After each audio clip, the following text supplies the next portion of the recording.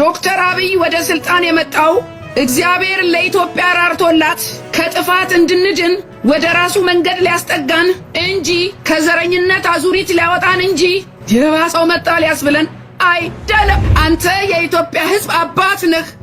ልጅ ወደ አባቱ ያለቅሳል ችግር ሲገጥመው። ዛሬ ብዙ የሚያለቅሱ ልጆች አሉ። የዓለም ብርሃን የምድር ጨው ብሎ አናት ላይ ያስቀመጠ፣ በተራራ ላይ ያለች ከተማ ልትሰወር አይቻላትም ብሎ አናት ላይ ያስቀመጠ ጣዖት በአደባባይ እንድናከብር እግዚአብሔር ወደ ስልጣን አላመጣህም። በእናንተ በረኞችና በመሪዎች ትልልቆቹ መሪዎች፣ የመንግስት መሪዎች፣ ክርስቲያኖች፣ ጴንጤ መሪዎች ምድራችን አሁንም ሲኦል መሆኗ ይቀጥላል። እግዚአብሔር ይሄንን ተናግሯል። እንዴ ሰገነት ምንድነው የምታወሪው? አይባልም። ጽዋው ሞላ።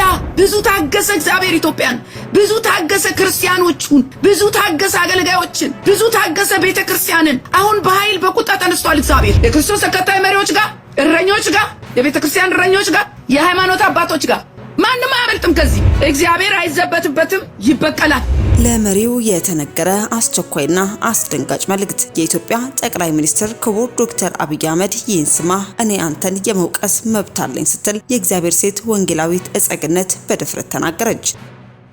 በተለያዩ ጊዜያት ላይ ከጌታ የተቀበለችው መልእክት በድፍረት ስትናገር የምንመለከታት የእግዚአብሔር ሴት እጸገነት ዛሬም ጽዋው ሞልቷል፣ ክርስቶስ ተሸፍኖ ሀገር ሰላም አትሆንም ስትልም ለጠቅላይ ሚኒስትሩ አስቸኳይ ሀገራዊ መልእክትን አስተላልፋለች። የእግዚአብሔር ሴት እጸገነት ያስተላለፈችው መልእክት ምን ይሆን? ለጠቅላይ ሚኒስትሩ የተነገረስ አስቸኳይ ቁጣ አዘል መልእክትስ ምን ይመስላል? የሚሉትን እንዲሁ በመረጃችን አካተን ይዘናል። በቆይታችሁ ታደምጡታላችሁ።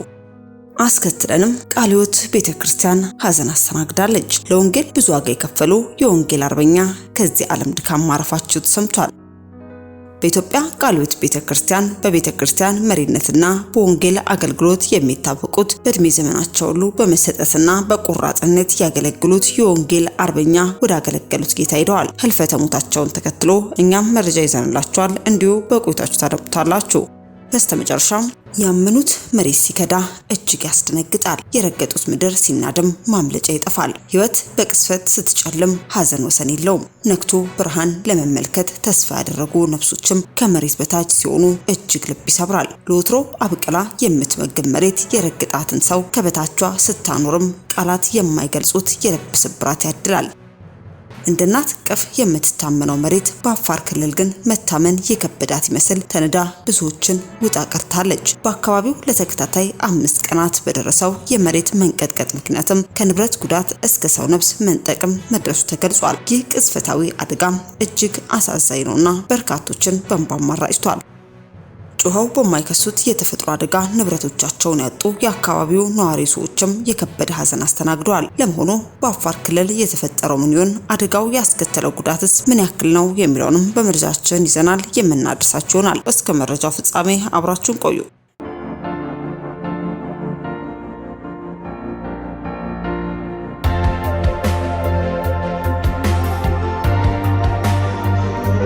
አስቀድመን ወደ ያዝንላችሁ መረጃችን ስናልፍ ዓለም ወዴት እየሄደች ይሆን? ዓለም የምህላ ድምጾችን፣ የመለማመኛ ዱዓዎችን፣ የንስሐ መዝሙሮችን የሚናፍቅበት ጊዜ የደረሰ ይመስላል። የሰው ልጅ በዓመታት ጥረት የካበተው ጉልበቱ በሰከንድ የተፈጥሮ ቁጣ ድቅቅ ኩርመት ሲል ብቸኛ መሸሸጊያው እምነት መሆኑን ሳይወድ ይረዳል። 5 ሰከንድ ተፈጥሮ ኩርፊዋን ብታሳየን የሺህ ዓመታት የሰው ልጆች ጥበብ ዶግ አመድ ይሆናል። ለ10 ሰከንድ ተፈጥሮ ብትኮሳተር የ3000 ዓመታት የሰው ልጆች ንትርክም ከምድር ስር ይቀበራል። ለ15 ሰከንድ ተፈጥሮ ፊቷን ብታጠቁርብንም በምዕተ ዓመታት ሀያላን የተባሉ ይርበደበዳሉ። አለቆች የተባሉ መሬትም ይወድቃሉ። ሰማይ ጠቀስ ህንጻ፣ ምድር ዘለቅ ዋሻ፣ ይህ ሁሉ የሰው ልጆች ብልሃትም በተፈጥሮ አይን የቁንጫ ገደልም ነው።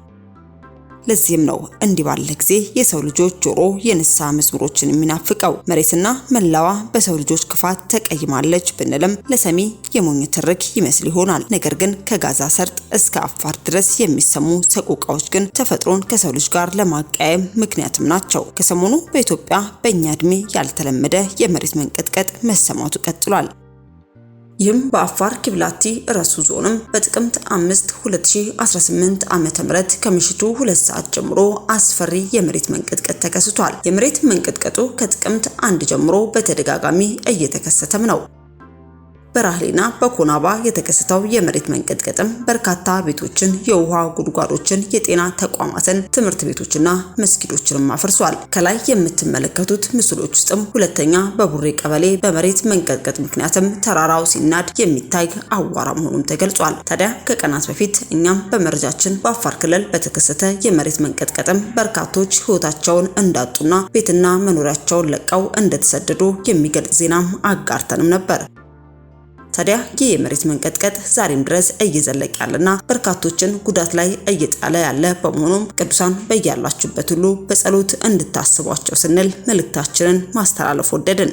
አስከትለን ወደ ያዝንላችሁ መረጃችን ስናልፍ ቃለ ሕይወት ቤተክርስቲያን ሐዘንን አስተናግዳለች። ለወንጌል ብዙ ዋጋ የከፈሉ የወንጌል አርበኛ ከዚህ ዓለም ድካም ማረፋቸው ተሰማ። የወንጌል አርበኛ አባባ አዋሽ አንዳቦ ወደ አገለገሉት ጌታም ሄደዋል። በኢትዮጵያ ቃለ ሕይወት ቤተክርስቲያን በደቡብ ምዕራብ ቀጠና በጋሞና አካባቢው በወንጌል አገልጋይነትና በቤተክርስቲያን መሪነት የሚታወቁት የወንጌል አርበኛ አባባ አዋሽ አንዳቦም በዘመናቸው ሁሉ ወደ አገለገሉትና ወደሚወዱት ጌታ ተሰብስበዋል። አባባ አዋሽ አንዳቦም በ1930 ዓመተ ምህረት በጋሞ ዞን በቁንጫ ወረዳ በወይዳ ወቆ ቀበሌ የተወለዱ ሲሆን ገና በታዳጊነት እድሜ አምነው የተቀበሉት ጌታም በእድሜ ዘመናቸው ሁሉ በመሰጠትና በቁራጥነት ሲያገለግሉም ኖረዋል። አባባ በጋሞና አካባቢው በቤተክርስቲያን ዋና መሪነት፣ በክፍለ ማህበር ዋና መሪነት፣ በጋሞ ክልል ማህበረሰብም አመራርና የወንጌል አገልጋይነት በተለይ ደግሞ ከእድሜያቸው አብዛኛ ጊዜ እንደ ልጆቻቸው አድርገው በመሯቸውና ባሳደጓቸው የኡሙላቴ ሽራሮ ኢትዮጵያ ቃለ ሕይወት ቤተክርስቲያንና በቀደምት የኦቾሎ ማህበርም በአሁኑ የአርባ ምንጭና አካባቢዋ አብያተ ክርስቲያናት ህብረት በመንፈሳዊ አባትነትም አገልግለዋል።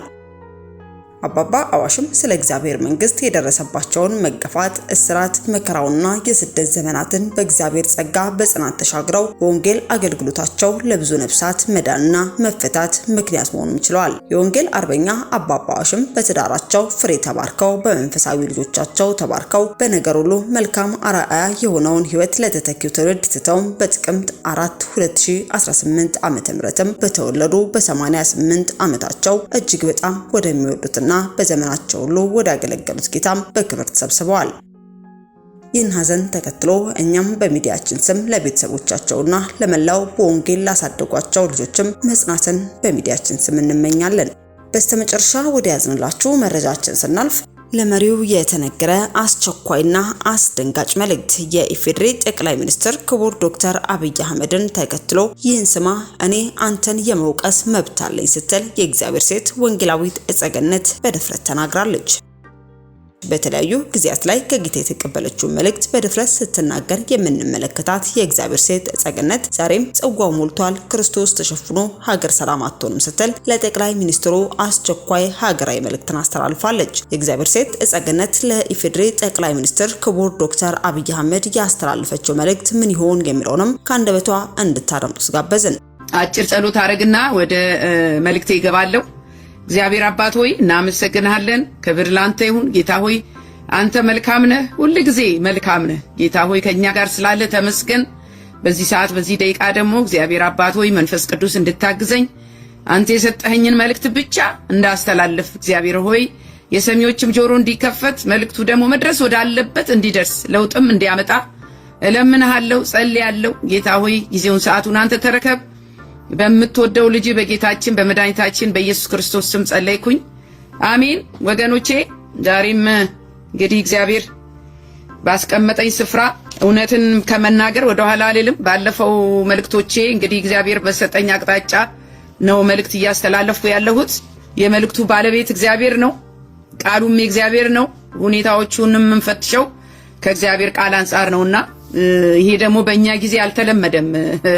ተግሳጽ በቤተ ክርስቲያንም የለም፣ በቤተሰብም የለም፣ እግዚአብሔርም ሲገስጽ የሚሰማ የለም እና እንደነ ጳውሎስ ዘመን አይደለም። በነ ጳውሎስ ዘመን በጣም የሚገርማችሁ ነገር በዚህ በገላትያ 2:11 ላይ ነገር ግን ኬፋ ወደ አንጾኪያ በመጣ ጊዜ ፊት ለፊት ተቃወምኩት አለ። ማን ነው? ጳውሎስ። ፊት ለፊት መቃወም ያስፈልጋል። አንዳንድ ጊዜም አይደለም። የኢትዮጵያ ባህል ጀርባ ጀርባውን ነው። ጀርባ መታ እየተደረገ ተባረክ ይላሉ። ከኋላ ግን የሚያወሩት ሌላ ነው፣ የሚወራው ሌላ ነው። በጣም ብዙ ሐሜት አለ በቤተ ክርስቲያን፣ በጣም ብዙ ግብዝነት አለ በጣም እና በዛሬ መልእክቴ እንደው ይሄንን መግቢያ አሁን ልገባ ስል ነው ይሄን ሐሳብ የሰጠኝ ጌታና የኔ መልእክት ተግሳጽ ነው። ተግሳጽ ደግሞ ጸገነት ደገፉ አይደለም እየገሰጸች ያለችው እግዚአብሔር ነው እየገሰጸ ያለው። ስለዚህ የኔ መልእክት ደጋግሜ እናገራለሁ። ዙሪያዬን ብታጠኑ ብታሽከረክሩኝ ከኢየሱስ ውጪ ህይወት የለኝም። ከኢየሱስ ውጪ ምከተለው የለኝም። ከኢየሱስ ውጪ ዘር የለኝም፣ አቋምም የለኝም። ኢየሱስ ክርስቶስ ይባላል የኔ ዘር የኔ አቋም። ስለዚህ ከዚህ ንጹህ ነኝ እኔ። ክብር ለእግዚአብሔር ይሁን። ስለዚህ አሁን የኔ መልእክት ተግሳጽ ነው። ተግሳጽ ደግሞ መጽሐፍ ቅዱስ ውስጥ አለ። ምን ይደረግ እንግዲህ ከላይ ያሉ ሲገሳሰጹ አታዩ። ማንም እረኛ ቁጭ አርጎ መንጋውን ገስጾ አስተካክሎ ተቃቅፎ መቀጠል የለም። የሆነ ነገር ሲነሳ አኩርፎ ይወጣል ወይ ከቤተ ክርስቲያን ይቀራል። እንደዛ አሁንም በአገር ደረጃ የተያዘው ነገር ምንድነው? እያየን ያለነው የክርስቶስ አካሄድ አይደለም። ለትውልድ የሚጠቅም አይደለም። ጥፋት አለ፣ የጨለማ መንገድ አለ፣ የሚታይ ነገር አለ። እንግዲህ እኔና እናንተ እግዚአብሔር ሰዎች ነን። እረፉ የማለት ተዉ የማለት ኃላፊነት አለብን። በማስልጣን በክርስቶስ ኢየሱስ ስልጣን። ይሄ ነው ዋናው የሚያስፈልገው ነገር ማለት ነው። ጳውሎስ ስለዚህ ማንን ነው ኬፋን ፊት ለፊት ተቃወምኩት ይላል። ፊት ለፊት ይፈረድበት ዘንድ ይገባ ነበርና ይላል። ፊት ለፊት ሊፈረድበት ሊገሰጽ ሊመከር ያለ ሰው ካለ ቁጭ አርጉና ምከሩ። እንደዚህ ደግሞ በአደባባይ ኧረ ተው ወንድም አለም በሉ። ምንም ከምንም ጋር የማይያያዝ ነገር ምንድነው ካላችሁ በእግዚአብሔር ቃል መሰረት በእግዚአብሔር መንፈስ መገሰጽ መቆጣት። ያልተቆጡት ልጅ እኮ መረን ነው ታውቃላችሁ አይደል እንዴ? ስለዚህ አሁን እኛም በእኛም ስርዓት መገሰጽ ስለሌለ ክርስቲያኑ መረን ነው። መከባበር የለም፣ እርስ በርስ ምንም አይነት ስርዓት የለም። በአገር ደረጃም ነው ምላችሁ። አሁን በአገር ደረጃ እንግዲህ እኔና እናንተ የምንመራው የክርስቶስ ተከታይ በሆነ መሪ ነው። እኔ አሁን የክርስቶስ ተከታይ ባይሆን ኖሮ መሪያችን በጣም የምንወደው መሪያችን የክርስቶስ ተከታይ ባይሆን ኖሮ ምንም አይመለከተኝም። የክርስቶስ ተከታይ ወንድሜ እስከሆነ ድረስ በቤቱ በክርስቶስ ቤት አብረን በስሙ የተጠራን እስከሆነን ድረስ እኔ የመገሰጽም ሆነ ኧረ ይሄ ነገር ወንድም ዓለም ትክክል አይደለም የማለት መብት አለኝ። ይሄንን መብቴን ነው የምጠቀመው። ይሄን መብት ማሰጠሽ ካላችሁ ደግሞ አባታችን የአንድ አባት ልጆች አይደለ? አባታችን በሰጠን መብት ማድረግ የሚገባን ወንድም እዚህ ጋር የሆነ ነገር ሲስት ባትገስጸው ወደ ኃጢአት ሲገባ ዝም ብለህ ብታይ እጅ ላይ ደም አለኝ ይላል ሕዝቅኤል ላይ። ያ ሰው ግን ተነግሮት ኃጢአቱ ተነግሮት ኧረ ተው ወንድም ዓለም ይሄ ነገር ትክክል አይደለም ተብሎ በኃጢአቱ ቀጥሎ ቢሞት ከደሙ ንጹህ ነን። ይሄንን ነው እያረገች ያለችው ጸገነት ደገፉ። ስለዚህ ጳውሎስ ምን አረገ ብትሉኝ በቁጥር 12 ገላትያ 2:12 ላይ ለምን ኬፋን ገሰጸው? ኬፋን የገሰጸው ደግሞ በጓዳም አይደለም፣ ፊት ለፊት አረ ነገር ብሎ ማለት ነው። አንዳንድ ለምንድን ነው የገሰጸው? አንዳንድ ከያዕቆብ ዘንድ ሳይመጡ ከአሕዛብ ጋር አብሮ ይበላ ነበርና በመጡ ጊዜ ግን ከተገረዙት ወገን ያሉትን ፈርቶ ከአሕዛብ ጋር አብረው እየበሉ የኔና የናንተ ወንድሞች ክርስቲያኖች ከመሪያችን ጀምሮ ከአሕዛብ ጋር አብረው እየበሉ ከዛስ ከተገረዙት ወገን ያሉትን ፈርቶ እኛን እኮ ማንንም ያስጠጋን የለም። ክርስቲያኖች በር ተዘግቶባቸዋል። ክርስቲያኖች ሚቆምላቸው የለም፣ ሚከራከርላቸው የለም። የራሳቸውን ሃይማኖት የራሳቸውን እምነት አግልለው ሸፍነው ከአሕዛብ ጋራ ከክርስቶስ ተቃዋሚ ጋራ የወገኑት ማለት ነው። ይሄ ታሪክ ቀጥታ በመሪነት ደረጃ ላሉ በእረኝነትም ይሁን በሀገር መሪነት ደረጃ ላሉ ክርስቲያኖች የክርስቶስ ኢየሱስ ተከታዮች ነው። ከተገረዙት ወገን ያሉትን ፈርቶ ያፈገፍግና ከነርሱ ተለየ። ተለይተዋል እኮ አሁን ከማን ጋር ነው ያሉት? ከኢሬቻ ጋር።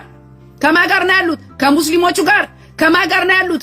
ከዓለም የጥልቅ አስፈጻሚዎች ጋር፣ ከነቢል ጌት ጋር፣ ከራሽያ ጋር፣ ከክርስቶስ ተቃዋሚዎች ጋር። ቁጥር 14 ስሙኝ። ነገር ግን እንደ ወንጌል እውነት በቅንነት እንዳልሄዱ ባየው ጊዜ እንደ ወንጌልን እውነት በቅንነት እንዳልሄዱ ባየው ጊዜ በሁሉ ፊት በሕዝብ ፊት በዓለም ፊት አንተ አይሁዳዊ ሳለህ አንተ የክርስቶስ ተከታይ ሆነህ ሳለህ በአሕዛብ ኑሮ ብትኖር በዓለም ኑሮ ብትኖር ዓለምን ብትከተል ጨለማን ብትከተል የክርስቶስ ተቃዋሚዎችን ወዳጅ ብታረግ አሕዛብ በአይሁድ ኑሮ ሊኖሩ እንዴት ግድ አልካቸው አልኩት። ማንም ሰው የክርስቶስ ተከታይ ሆኖ መሪ ይሁን አለቃ ይሁን ያ የተቀመጠበት ስፍራ ክርስቶስ ኢየሱስ እግዚአብሔር ለዓላማ ነው እዛ ጋር ያስቀመጠው። ለዓላማ ነው እዛ ጋር የተቀመጠው። ለምን ብትሉኝ ስሙኝ ባካችሁ፣ ዛሬ ረጋ ብዬ ነው ምናገረው ያለሁት። አንድ ነገር እርግጠኛ የሆንኩበት ዓላማ ልንገራችሁ። ዶክተር አብይ ወደ ስልጣን የመጣው እግዚአብሔር ለኢትዮጵያ ራርቶላት ከጥፋት እንድንድን ወደ ራሱ መንገድ ሊያስጠጋን እንጂ ከዘረኝነት አዙሪት ሊያወጣን እንጂ የባሰው መጣ ሊያስብለን አይደለም። ስሙኝ፣ የእግዚአብሔር ያልሆነውን እርሱ የሚጠላውን የሚጸየፈውን ጣዖት በአደባባይ እንድናከብር እግዚአብሔር ወደ ስልጣን አላመጣህም። ይሄን ያቋም ነው እግዚአብሔር ያለው ይሄ ነው። ወንድም ዓለም አንተ የኢትዮጵያ ሕዝብ አባት ነህ። ልጅ ወደ አባቱ ያለቅሳል ችግር ሲገጥመው። ዛሬ ብዙ የሚያለቅሱ ልጆች አሉ። ምድሪቷ ባንተ ዘመን ሲኦል ሆና የክርስቶስን ኢየሱስን ወንጌል ይዘህ በክርስቶስ ኢየሱስ ሰላም፣ በክርስቶስ ኢየሱስ ኃይል፣ በወንጌል እውነት ኢትዮጵያን አይደለም ዓለምን ማሸነፍ ስትችል ያቺን ወንጌል ካላነሳ ምድራችን አሁንም ሲኦል መሆኗ ይቀጥላል። ያቺ ወንጌል ካልተነሳች ምድራችን ሲኦል ትሆናለች እስከ መጨረሻው። እግዚአብሔር ይሄንን ተናግሯል። አሁን ወደድንም ጠላንም በመሪዎቻችን ቸልተኝነት፣ በእረኞቻችን ድክመት፣ ሁለቱም አንድ ናቸው ለኔ። ለምን? ሁለቱም የክርስቶስ ተከታዮች ስለሆኑ። እኛ እኮ ከዓለም አይደለንም ወንድም ዓለሞች፣ እኛ ከዓለም አይደለንም። እግዚአብሔር ደግሞ በዓለም ላይ ብርሃን ልንሆን የዓለም ብርሃን የምድር ጨው ብሎ አናት ላይ አስቀመጠህ። በተራራ ላይ ያለች ከተማ ልትሰወር አይቻላትም ብሎ አናት ላይ አስቀመጠህ። የክርስቶስ ብርሃን ግን በእንቅብ ስር ገባና ዛሬ አገሬ በጨለማ አዙሪት ማትወጣበት ቅርቃር ውስጥ ቶፍ ብላለች። በእናንተ በረኞችና በመሪዎች፣ ትልልቆቹ መሪዎች፣ የመንግስት መሪዎች፣ ክርስቲያኖች፣ ጴንጤ መሪዎች በሀገራችን ኢትዮጵያ የእግዚአብሔር ነገር እየወረደ የጨለማ ነገር እየነገሰ መጥቷል። እግዚአብሔርን አስቆጥተናል። በምን አስቆጣ ነው ካላችሁኝ ዘዳግም 32:21 ላይ ስሙኝ፣ አምላክ ባልሆነው አስቀኑኝ፣ አምላክ ባልሆነው አስቀኑኝ። እንዴ ሰገነት ምንድነው የምታወሪው? አይባልም መቼም ይኸው የተገለጠ እኮ ነው። ከዛስ በምናምንቴያቸው አስቆጡኝ፣ እኔም ሕዝብ ባልሆነው አስቀናቸዋለሁ፣ በማያስተውል ሕዝብ አስቆጣቸዋለሁ። የእግዚአብሔር ቃል አይገርማችሁ? በምናምንቴያቸው አስቆጡኝ፣ እኔም በማያስተውል ሕዝብ አስቆጣቸዋለሁ። አሁን የኢትዮጵያ ሕዝብ የማያስተውል ሆኗል። ለምን? ክርስቲያኖቹ የእግዚአብሔር ባልሆነ ነገር እግዚአብሔርን ስላስቆጡት። አሁን በቃ ጽዋው ሞላ እኮ። ከዚህ በኋላ እግዚአብሔር አይደራደርም። በቃ ተናገረ እኮ። ይሄ ግልጽ እኮ፣ አንድና አንድ ሁለት እኮ ነው። ወጣ በቃ ግልጽ እኮ ነው። ጽዋው ሞላ። ብዙ ታገሰ እግዚአብሔር ኢትዮጵያን፣ ብዙ ታገሰ ክርስቲያኖቹን፣ ብዙ ታገሰ አገልጋዮችን፣ ብዙ ታገሰ ቤተ ክርስቲያንን። አሁን በኃይል በቁጣ ተነስቷል እግዚአብሔር። አሁን እንደውም የኔ መልእክት ወቅታዊ ነው። እንግዲህ በእግዚአብሔር ሰዓት ነው ይሄ መልእክትም የመጣው። ስለዚህ የኔ መልእክት ከመጣ በኋላ አሁን ብዙ ነቢያት፣ ብዙ አገልጋዮች በኢትዮጵያ ላይ እግዚአብሔር እያስጠነቀቀ ያለውን ነገር መግለጥ ጀምረዋል በድፍረት። ምንም የሚሸፈን ነገር የለም። የእግዚአብሔር ነገር አይሸፈንም። ምን ሊቀርብን ይሸፈናል? ምን ሊቀርብን? አይሸፈንም። ስሙኝ፣ የኢትዮጵያ ሕዝብ ማስተዋሉ፣ ቅንነቱና ደግነቱ ተወሰደበት። ለምን? እዚህ ጋር በጣዖት ስላስቀና ነው። እዚህ ጋር በጠንቋይ ስላስቀና ነው። በሀገሬ ጠንቋይ መታወቂያ ተሰጥቷት ላይሰንስ ኖራት በፖሊስ የምትጠበቅ ጠንቋይ እኔና እናንተ ክርስትና የሚመራ የክርስቶስ ተከታይ መሪ ባላት ዘመን ጠንቋይ ሲሰፋ ካያችሁ፣ ጣዖት በአደባባይ ሲከበር ካያችሁ፣ ከዚህ በላይ እግዚአብሔር ሊያስቆጣው የሚችል ምን ነገር አለ? ቀናተኛ አምላክ አይደለም ወይ? ስሙኝ፣ እግዚአብሔርን በበደልነው መጠን እንደ አገር ወደ ሲኦል እየወረድን። ቁልፉ ያለው እኛ ጋር ነው እኮ፣ ክርስቲያኖች ጋር እኮ ነው ቁልፉ ያለው። የሃይማኖት መሪዎች ጋር ነው ቁልፉ ያለው። እነ ጳጳሶቹ ጋር ነው ቁልፉ ያለው። ቁልፉ እዛ ነው ያለው፣ መሪዎቹ ጋር፣ የክርስቶስ ተከታይ መሪዎች ጋር፣ እረኞች ጋር፣ የቤተ ክርስቲያን እረኞች ጋር፣ የሃይማኖት አባቶች ጋር። ማንም አያመልጥም ከዚህ። እያንዳንዱ እንደ ስራው ይከፈለዋል። እያንዳንዱ እጁ ላይ ደማል። እያንዳንዱ ስሙኝ፣ እግዚአብሔር አይዘበትበትም። ጊዜውም ምድሩም ሰማዩም ብሩም ወርቁም የሱ ነው። እግዚአብሔር ተቃዋሚዎቹን ይበቀላል። ኢሬቻ ሰላም ነው ብላችሁ አላግጣችሁ አታልፉም እኮ። ኖ ኖ ኖ ኖ ኖ። የኔ ጌታ ማላገጫ አይደለም። የኔ ጌታ ሁለተኛ አይደለም። የኔ ጌታ የሚታፈርበት አይደለም። ኖ ኖ። ዛሬ ክርስቲያኖች ከእግዚአብሔር ይልቅ ዘራቸው፣ ባህላቸው፣ ገንዘብ፣ ስልጣናቸው ወደውና አክብረው እግዚአብሔርን እያስናቁ እያስቆጡ ነው። ይሄ ደግሞ ለማተረፈ ብትሉኝ ለህዝብ እኮ። እስቲ በክርስቶስ ኢየሱስ እንመራና ሰላም እንጣስቲ። እስቲ ለአምላካችን ብቻ እንስገድና ሰላም እንጣስቲ። እስቲ እግዚአብሔርን ከፍ እናርገውና ሰላም እንጣስቲ። እስቲ የንጉሶቹን ንጉስ የጌቶቹን ጌታ ኢየሱስን ከፊት እናርገውና እሱ ይታይና እስቲ ሰላም እንጣኛ። በሌሎች አማልክት አስቀኑት። ዘዳግም 32:16 ይቺ ስሙኝ ባካችሁ፣ ትክክለኛ ቃል የእግዚአብሔር። እዛ ጋር ያለውን ሁኔታ በእግዚአብሔር ቃል እንመዝናለን አላልኳችሁ? ዘዳግም 32:16 በሌሎች አማልክት አስቀኑት፣ በርኩሰታቸውም አስቆጡት። የኢትዮጵያ ሕዝብ እንደ ሀገር እግዚአብሔርን አስቆጥቷል። ዘዳግም 32:18 የወለደህን አምላክህን ተውክ፣ ያሳደገህ እግዚአብሔርን ረሳ ይላል። እናንተ መሪዎች፣ ከላይ ያላችሁ ጴንጤ መሪዎች፣ በአገር ደረጃ መሪዎች፣ ጌታ እግዚአብሔር በቃሉ ይናገራችኋል። ዘዳግም 32:18 የወለደህን አምላክ ተውክ፣ ያሳደገህን እግዚአብሔርን ረሳ። እግዚአብሔር የተባረከ ይሁን። ስሙኝ ወገኖቼ፣ በእግዚአብሔር ፈቃድ ተመርጣችሁ እግዚአብሔር ምን ይላል? አሁን ከእረኞቹ ጉዳይ አለኝ ይላል። ወደዳችሁም ጠላችሁም የመንግስት ባለስልጣናት፣ የክርስቶስ ተከታይ የሆናችሁ ለህዝቡ እግዚአብሔር ያስቀመጣችሁ እረኞች ናችሁ። የዓለምን ህዝብ እንመራለን ብላችሁ ይሄ ነገር አይመለከተንም ካላችሁ እግዚአብሔር አላስቀመጣችሁም እዛ ስፍራ ማለት ነው። እግዚአብሔር ደግሞ እዛ ስፍራ እስካስቀመጣችሁ ድረስ በእግዚአብሔር መንገድ ሄዳችሁ ትውልዱን ነፃ እንድታወጡ፣ ትውልዱን ከጥላቻ፣ ከዘረኝነት፣ ከክፋት፣ እርስ በርስ ከመለያየት እንድታድኑ፣ እንድትታደጉ ነው እዛ ስፍራ የተቀመጣችሁት። ይሄ ነው የኔ ነጥብ። የፍቅርና የሰላም ምልክት ኢየሱስ ክርስቶስ ብቻ ነው። የምስጋና በዓል ነው ያላችሁት ኢሬቻ የምትናገሩትና እየሆነ ያለው አንድ አይደለም። አሁን ባለፈው የከንቲባዋን ንግግር ነግሬያችሁ ነበረ። እንደው ባስታውሳችሁ ምን ማለት ነው አለች።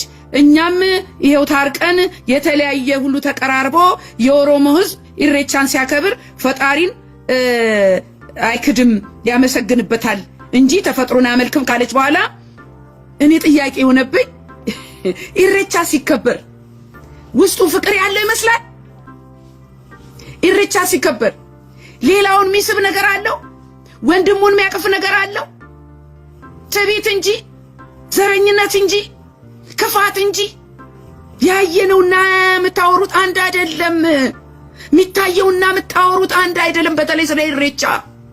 ስለ ክርስቶስ ግን ኢየሱስ ክርስቶስ ለኔና ለናንተ በዓለም ሞቷል፣ ከሱ በቀር ወደ አብ የሚገባ የለም፣ እውነትም መንገድም ሕይወትም እኔ ነኝ ያለ የሰላሙ መንገድ ኢየሱስ ክርስቶስ ነው ብላችሁ በእናንተ ከላይ ባላችሁት ቢነገር እግዚአብሔርን በእናንተ ላይ ሞገስ ያስቀምጥና ያቺ ምድር ሰላም ትሆን ነበር። ይሄ ነው ምስጢሩ። ፈጣሪ በባህላዊ መንገድ አይከበርም። ፈጣሪ የሚከበረው በመንፈስ ነው። ፈጣሪ የሚከበረው በቃሉ ነው። ፈጣሪ የሚከበረው በጽድቅና በቅድስና ነው። እህት ዓለም የተገለጠው የኢሬቻ አክባሪ መንፈስ አንቺ እንደገለጽሽው ነው? እውነት እናንተ እንደምትናገሩለት ነው? የፍቅርና የሰላም ነው የምትሉለት? ደግሞ ስሙኝማ፣ ለመሆኑ የሰላም አየር አለ? ኢሬቻ ሲመጣ እኮ የሰላም አየር የለም። የሆነም ቅብድ የሚላችሁ ነገር የለም። ደግሞ መጣ እንደምትሉት ልክ እዚህ ዓለም ደግሞ እዚህ አሜሪካ ነገር ሃሎዊን የሚባል ነገር አለ። የሙት መንፈስ የሚያከብሩት፣ የሙት መንፈስ የሚጠሩበት፣ አጽም ምናምን የሚያስፈራ ነገር ጥቁር ምናምን የሚያረጉበት፣ ልጆች የሚጠፉበት፣ ልክ እንደዛ የባዕድ አምልኮ ልጅ የሚገበርበት። አገሬ ስንት ህፃናት እየጠፉ ነው አሁን። ጆሮ ዳባ እናንተ ከላይ ያላችሁ እረኞች፣ አገሪቷን የምታስተዳድሩ መሪዎች ልጆቻችሁ እየጠፉ ነው። ትውልድ እየተሰረቀ ነው። ባጋንት እየታረደ ነው። ይሄ እኮ የእናንተ ኃላፊነት ነው። ትውልድን ያላዳነ እረኛ ምን እረኛ ነው? ስሙኝ፣ የፍቅርና የአንድነት ሽታውም የለም ኢሬቻ ሲከበር። ይሄ የፍቅር ምናምን የሰላም ነው የለም፣ ሽታውም የለም። ዘረኝነት ነው ያለው። ጥላቻ እየበረከተ ነው። የኔ ጥያቄ ግን እንዲህ ስለ ባህላችሁ ያልሆነው ነው ብላችሁ ክፉን ደግ አርጋችሁ በአደባባይ በኩራት እንደምትናገሩት እምነታችሁ ለሆነው እውነተኛ ሰላምና ፍቅር ለሚያመጣው የክርስቶስ ወንጌል ለምን እንደዚህ በድፍረት አትናገሩለትም? ይኸው የአሜሪካ መሪ ትራምፕ እንኳን በአደባባይ መጽሐፍ ቅዱስን ይዞ ኢየሱስ ጌታ ነው አለ። እኔ አሁን ዛሬ በእውነት ነው የምለው ቻሌንጅ አደርጋለሁ። የሀገሬን መሪዎች፣ ክርስቲያን መሪዎች የክርስቶስ ኢየሱስን ወንጌል ይዛችሁ ወጣችሁ እምነታችሁን በግልጽ ይሄ የሌላውን እምነት መንካት እኮ አይደለም። እንደፈለጋችሁ ልታሽመነሙኑ ትችላላችሁ። ነገር ግን የያዛችሁት እምነት በስሙ የተጠራችሁ እኔም ማመልከውን ኢየሱስ ክርስቶስ የምታመልኩ ከሆነ ወንጌል ይዛችሁ ወጣችሁ ኢየሱስ ጌታ ነው በሉ። በዛ ተዋረዱ። ብትዋረዱም ክብር ነው በክርስቶስ ኢየሱስ ወንጌል። ግን ለሰው ብለህ ለዘሬ ብዬ ለምናምን ብዬ ለመታወቅ ብዬ ከሰው ጋር ለመኖር ብዬ ኢየሱስን አልሸፍነ። ይሄ ለእናንተ ያለኝ ቻሌንጅ ነው። ወንጌልን ይዛችሁ ውጡ። እናንተ ከላይ ያላችሁ የሀገር መሪዎች በአደባባይ ስለ ኢየሱስ ተናገሩለት። የኢትዮጵያ መፍትሄው እዛ ጋር ብቻ ነው ያለው። ቁልፉ እዛ ጋር ነው ያለው። ከዛ በተረፈ የፈለገ ብታመጡ ኢትዮጵያ ሰላም አታመጣ። ክርስቶስ ተሸፍኑ። ስሙኝ፣ ኢሳይያስ 5:20 ይሄ ለእናንተ ነው። ኧረ ኢየሱስ ጌታ ነው። በቃሉ እኮ ያናግረናል። እናንተ ከእናንተ አይምሮ የሚፈልቅ ነገር የለም። ቃሉ መንፈስ ቅዱስ እየመራችሁ ቃሉን ሰጥቷችሁ ይሄን በይ ነው በቃ አለቅ። ጸገነት ይሄን በይ ነው የምባለው። ደስ አይልም? ደስ አይልም? ስሙኝ፣ ክፉውን መልካም መልካሙን ክፉ ለሚሉ ጨለማውን ብርሃን ብርሃኑንም ጨለማ ለሚያደርጉ ጣፋጩን መራራ መራራውንም ጣፋጭ ለሚያደርጉ ወዮላቸው። ማን እንዲህ ያለው? ኢሳይያስ 5:20 ምሳሌ 17:15 ደግሞ ኃጢያኑን የሚያጸድቅ እና በጻድቁ ላይ የሚፈርድ ሁለቱ በእግዚአብሔር ዘንድ አጸያፊዎች ናቸው። ማን? ኃጢያኑን የሚያጸድቅ ጻድቃኑን ደግሞ በጻድቃን ላይ የሚፈርድ ኃጢያተኞች ናቸው ሁለቱ ይላል። አሁን ሀገሬ ውስጥ ያለው ምንድነው? ኃጢያኑን የሚያጸድቅ ከፍ ከፍ ከፍ ከፍ ከፍ ከፍ። አንድ ቪዲዮ ደግሞ አግኝቻለሁ እዚህ ጋር ዛፍ ዙሪያ እነዚህ እናቶች ነጠላ ለብሰው በዛፉ ዙሪያ ደግሞ አሁን የመጣ ሰበብ ልንገራቸው። እውነት ሲጋለጥ ኤአይ ነው ይላል። አሬ ቪዲዮ ኤአይ ነው አይደለም። እናቶች ዛፍ ዙሪያ ከበው ዛሬ ያንዘረዝራሉ ሁርብ እያሉ ይሄ ኢሬቻ ነው። ይሄ ሰላም ነው በይ። ይሄ ለኢየሱስ ነው በይ። ይሄ ለእግዚአብሔር ነው ብለሽ እስቲ አንቺ ንገር። የሚያንዘፈዝፋቸው ለእግዚአብሔር ምስጋና ነው በሉንና ልመናቸውን የፈረደባቸው እናቶች ላይ ነው መቼም መከራው ሚጫ ነው። ይሄው እያሉ ያንዘፈዝፋቸዋል። ማን? የሀገሬ ኢሬቻ። ታስታውሱ እንደሆነ ዶክተር አብይ ገና ወደ ስልጣን እንደመጣ የት ሄደው ነበር ብትሉኝ፣ ጣሊያን ፖፑ ጠርተውት ለ15 ደቂቃ ሄዶ ነበር። ጋዜጠኛዋ ስትናገር ለ15 ደቂቃ ነው ዶክተር አብይ የተጠራው። ምንድነው ብትሉኝ፣ ክርስቶስን የሚያስጠል ነገር የሆነ ነገር አዘጋጅተው እዛ ጋር ሰጥተውታል። የሆነ ስጦታ ተቀብሎ መጣ። የእግዚአብሔር ነገር ሲኖርባችሁ እኮ ጥንቃቄ ማድረግ አለባችሁ። እንደ ዳዊት ልሂድ ወይ እግዚአብሔር ወይ ልሂድ ወይ ልውጣ ወይ አሸንፋለሁ ወይ ብላችሁ አንተ የክርስቶስ ተከታይ ሆነ የት ነው የምትሄደው? የምትሄድበት የምታቅፋቸው አብረ የምትውላቸው አብረ የምትበላቸው እኮ በጣም ወሳኝ ናቸው። እግዚአብሔር ደግሞ አትሂዱ ያለን ቦታ ከሄድን ጥበቃውን ያነሳል፣ ጥበቃውን ያነሳል፣ ከለላውን ያነሳል። አሁን ፖፑ ጋር ተንደርድረው ጠቅላይ ሚኒስትራችን ገና እንደተመረጠ የት ሄደ? ፖፑ ጋር ለ15 ደቂቃ ሰላም አሉት፣ ነካኩት። ምን እንዳስነኩት እግዚአብሔር ይወቁ። የሆነ ስጦታ ሰጡት፣ እሱም ጋቢ ነገር ሰጣቸው። ቪዲዮ አያይዛለሁ። ልብ አላላችሁም እናንተ? ፖፑ የማን ናቸው? የጥልቁ ልብ በሉ ብቻ። ከዛ በኋላ ነው ቀስ እያለ የእግዚአብሔር ነገር እየተጣለ። ስሙኝ፣ ጥሪዬ ለዓለም ሕዝብ እንጂ ለእግዚአብሔር አገልግሎት አይደለም። እኔ የፕሮቴስታንት መሪ አይደለሁም። የፕሮቴስታንት መሪ ባትሆንም እግዚአብሔር ግን የክርስቶስ ተከታይ ስለሆንክ በዛ ቦታ ያስቀመጠ ፕሮቴስታንት የሃይማኖት እምነት ተቋም እንድትመራ ሳይሆን ሕዝብን በክርስቶስ ኢየሱስ እንድትመራ ነው። በብርሃኑ መንገድ በእግዚአብሔር ታምነን ቢሆን ኖሮ ፍሬያችን ጣፋጭ በሆነ ነበረ። ይልቁንም ጥላቻው፣ ክፋቱ፣ መገዳደሉ፣ ጭካኔው፣ ዝርፊያው፣ ሌብነቱ እየከፋ መጣ። ለምን ወንጌል ተጣለ? ለምን ከዓለም ጋር አበርን? ኢትዮጵያ ወንጌሏን አስቀምጣ ነገሯ ሁሉ ዓለም ሸተተ። አሁን ማውራው ቤተክርስቲያንም ነው። ቤተክርስቲያንንም እንደ ሀገር ደግሞ በመሪነት ደረጃ የተቀመጡትን አማኞች ነው ማውራው። ከዘርና ከፖለቲካ ከገንዘብ ጋር ተዋሃደች። ይሄ ደግሞ ኦርቶዶክስ አይልም፣ ጴንጤ አይልም፣ እንደ ክርስቲያን ተያይዘን ነው የጠፋነው። እግዚአብሔር ከሁሉም ጋር በሰላም ኑሩ ይላል። እስማማለሁ። በሰላም ኑሩ አለ እንጂ የክርስቶስ መሆንህን ደብቀ ሌላውን እምነት ወይም ጣዖት ከፍ አድርግ አይልም። አሁን አይታቸዋል መሪዎች የእስላም በዓል ሲሆን ምንም ችግር የለባቸው። ሄደው ቁጭ ብለው አብረው ይበላሉ።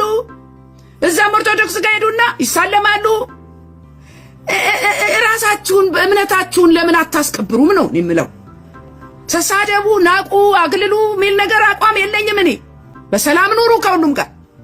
ነገር ግን የያዛችሁትን እምነት እናንተ በተሰጣችሁ ጊዜና እድል ከፍ ማድረግ አለባችሁ እላለሁ እኔ። በምን እግዚአብሔርን አሳዘንን ካላችሁኝ ባደራ የተሰጠውን ሕዝብ ክርስቶስ የሞተለትን በፍቅር ማሸነፍ ቅድሚያ በእግዚአብሔር ቃል መገንባት ነበረበት። የኢትዮጵያ ሕዝብ እኮ በዘረኝነት ቁርሾ በብዙ መርገምት የተጠመጠመ ሕዝብ ነው። ለዚህ ነው እግዚአብሔር ወንጌል አማኝን አምጥቶ ከፊት አስቀመጠ። ከወንጌል ውጪ ኢትዮጵያን የሚያስተካክል ነገር ስለሌለ ማለት ነው።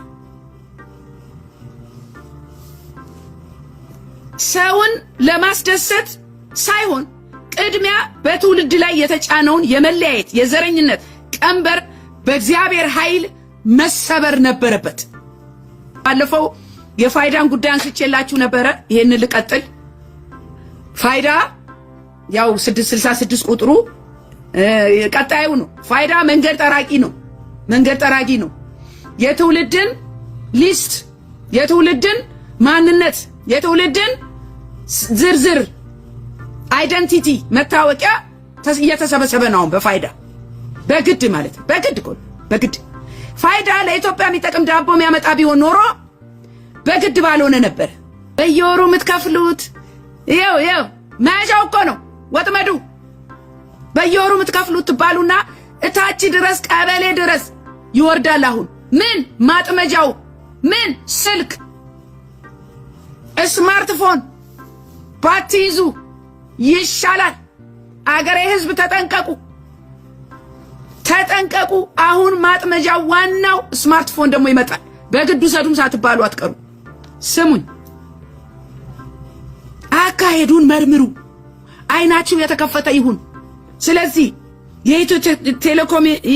ኢትዮ ቴሌኮም አይፎን በርካሽ ቀስ ብሎ የሚከፈል ያላውን መስጠት ይጀምራል። ለምን? የኢትዮጵያ ህዝብ በስልክ ነው። ስልክ ብዙ ስለሌለው ማግኘት አልቻሉም። አሁን የሀገሬ ገበሬ በአይፎን አይደለም ስማርት የሚሆነው። ዳቦ በሰጣችሁት መጀመሪያ ያው ዳቦ ሚሉ ህዝብ ተርቦ ዳቦ። እኔ የምለው አንድ ነገር ደግሞ በጣም የሚገርመኝ ነገር ህዝብ ተርቧል እኮ። ኢትዮጵያስ እንዴት ታመርታለች፣ ታሻግራለች፣ ኤክስፖርት ታደርጋለች። እዚህ ጋር ዳቦ እያለ የሚጮህ መጀመሪያ ቤተሰብህን አትመግብም እንዴ? ቤተሰብ መመገብ የለበትም ወይ? እኔ ልጆችን አስርቤ ነው እንዴ ምሸጠው ስንዴ አውጥቼ ነው? የኢትዮጵያ ህዝብ መጀመሪያ የሀገሩ ህዝብ ህይወቱ መቀየር አለበት። መጀመሪያ ከአምላኩ ጋር መተዋወቅ አለበት። መጀመሪያ የሀገሬ ህዝብ ዳቦ ጠግቦ ማደር አለበት። የተጨናነቀው ህዝብ መረጋጋት አለበት። አገር አለኝ ብሎ ማሰብ አለበት። በሰላም ወጥቶ መግባት አለበት። በእኔና በእናንተ ዘመን ለምንድን ነው ይሄ ሁሉ መከራ የመጣው ካላችሁኝ፣ እንዳልኩት ወንጌልን ጥለን ነው። ስለዚህ የሰይጣን እስረኛ ከመሆን ተጠንቀቁ። አይፎን እንዳትቀበሉ። ሀገር እንደ አይጥ እበላለሁ ብላ በወጥመድ እየተያዘች ነው አለ። ለምን ብትሉኝ እበላለሁ ብለን እየተበላን ነው ሀገር ኢትዮጵያ። ምን አለ ብትሉኝ ለፍርፋሪ ብላ የከበረውን ህይወት የከበረውን እያስወሰደች መሆኑን በግልጽ ተናግሯል መሪያችን ዶክተር አብይ። ምን አለ መስጥሉኝ እርዳታ ማለት አለ አንድ ቤተሰብ አይጥ አስቸግሮት አይጥ ለማጥመድ ከፍርፋሪ ጋር የተቀመጠ ወጥመድ ፍርፋሪ ለማግኘት ስትል ወጥመድ ውስጥ የገባች አይጥ ማለት ነው አለ። ይሄው ገለጽክልን ራስህ። ኢትዮጵያ እርዳታ ለማግኘት ስትል እንደ አይጥ ፍርፋሪ የተቀመጠላት ወጥመድ ውስጥ በየጊዜው ወጥመድ ውስጥ እየገባች ወጥመድ የገባች አይጥ እኮ ደግሞ ህይወት የላትም። ውድ የሻሎም ቲዩብ አድማጭና ተመልካቾቻችን ለሰዓቱ የያዝንላችሁ መረጃ ያደመጣችሁትን ይመስል ነበር። በሌላ አዳዲስ መረጃዎች እስከምንገናኝ መልካም ቆይታ